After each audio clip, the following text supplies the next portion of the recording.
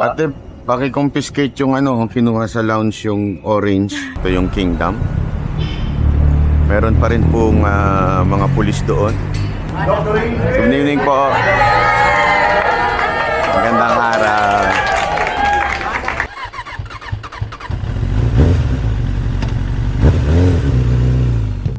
Ito na nga, papunta kami ni Boss Dada.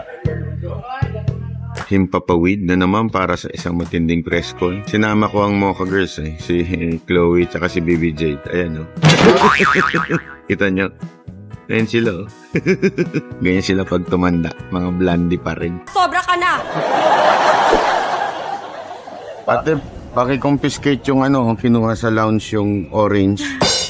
Confiscate wala, niya. dala-dala ko yan Kadayawan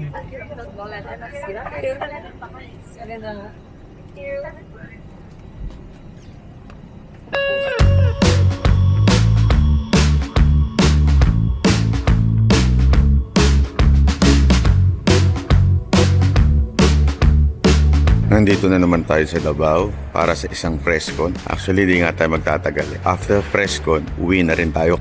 Ganyan kaano ang ating trabaho. Kailangan trabaho lang ng trabaho para sa bayan. Alam mo naman, kinakawawa ang KOJC. Kaya kailangan natin itong bantayan.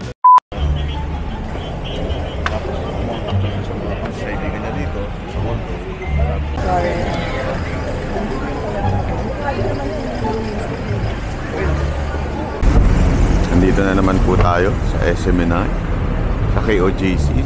Ayan ang Waxis. Waxis. At ito yung Kingdom.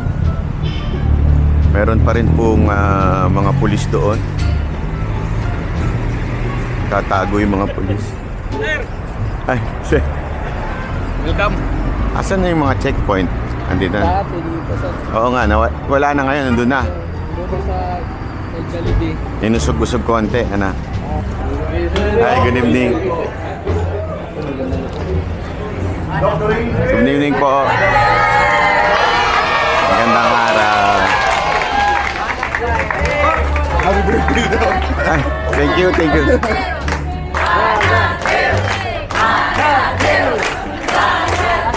you.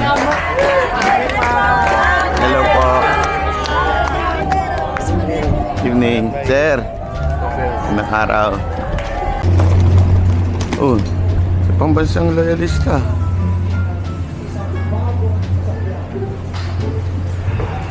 Ay, magandang gabi po.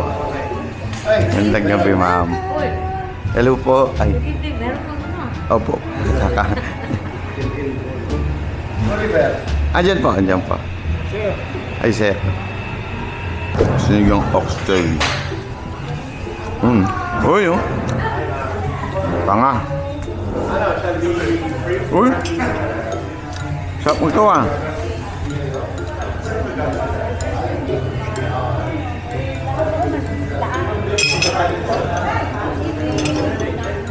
Uy, kain na po. Sige. Thank you. Uy. Sumabit. Uy, sumabit siya.